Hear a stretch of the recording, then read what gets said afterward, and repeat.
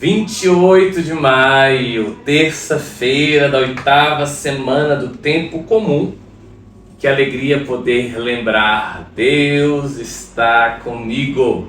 Em nome do Pai, do Filho e do Espírito Santo. Amém.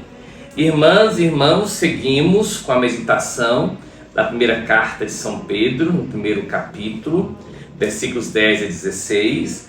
E a estrutura dos textos, primeira leitura, Salmo, Evangelho, nos dão a entender que o maior no reino de Deus é aquele que serve, é aquele que deposita a sua confiança nas realidades eternas e que por isso mesmo não mudam.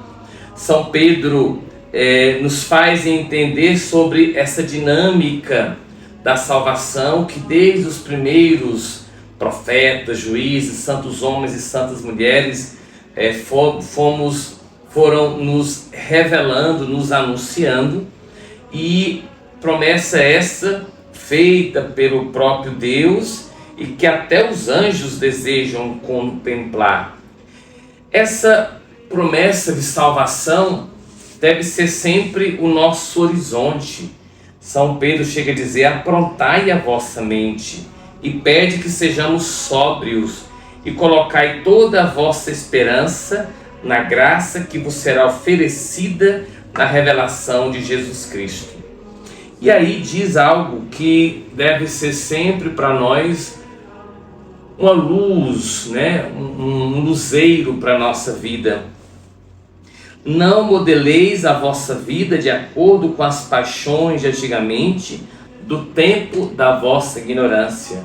À medida em que vamos avançando no conhecimento de Cristo Jesus, nós vamos recebendo luzes para lançar sobre nossa vida e percebermos o que está condizente com nossa condição de cristãos, cristianos alter Christus, ou seja, os cristãos são outro Cristo, e nós vamos então rejeitando o que não condiz e acolhendo aquilo que nos torna maiores e melhores, passando pelo serviço sempre. E aí São Pedro vai trazer algo que também está próprio dos evangelhos e é próprio também do Antigo Testamento.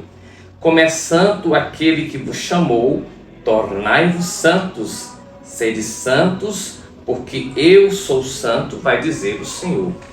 E aí nós vamos entender toda a dinâmica da santidade na vida da igreja.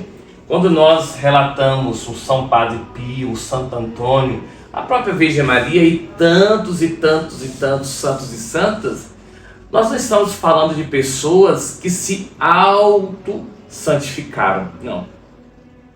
E quando a igreja lembra desses e dessas, não é que nós estejamos aqui olhando essas pessoas por elas mesmas, mas estamos contemplando o que Deus realizou na vida dessas pessoas e que certamente pode realizar na minha e na sua vida. Ou seja, se Antônio, nascido em Lisboa com o nome de Fernando, depois ingressando na vida franciscana e tomando o nome de Antônio e indo radicar-se em Pádua, na Itália, se Deus agiu na vida desse homem que esta imagem representa, naquele tempo, pode certamente realizar na minha vida e na sua vida.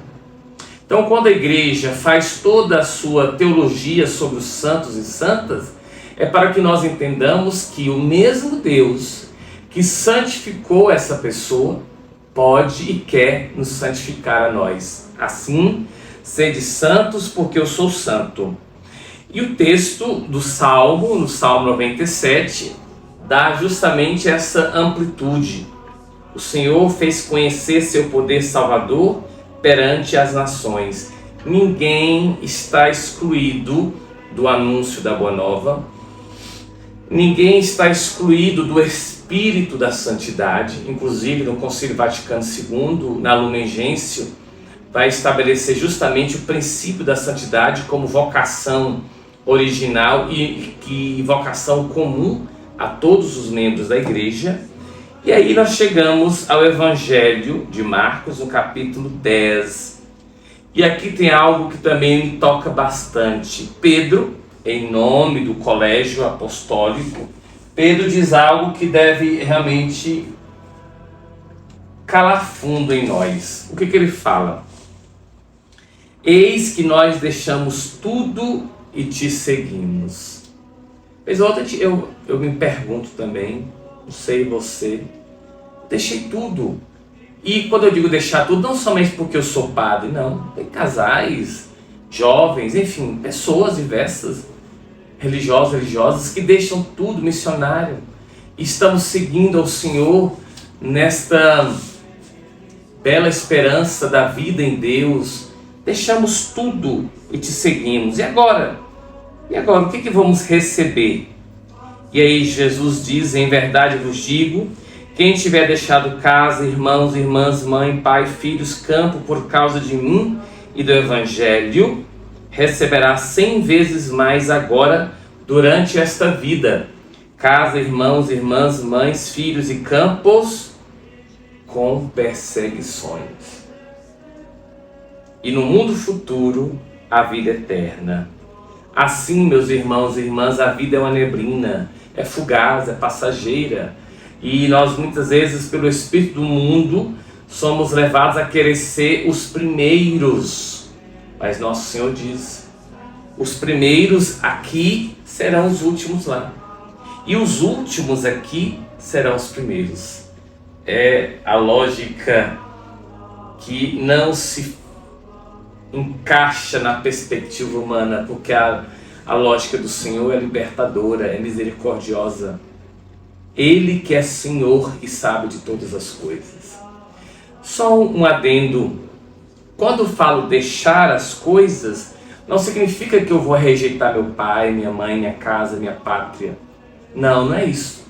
É quando estas realidades importantes não ocupam o lugar de Deus. Ou seja, à medida em que eu coloco Deus em seu devido lugar, que é o lugar de primazia, e tudo mais vem por acréscimo, eu estou me consagrando a Deus, eu estou vivendo em Deus. Então a esses e a essas que, colocando todas as outras coisas em seu devido plano de amor, esses receberão casas, pais, mães, mas não nos esqueçamos, com perseguições.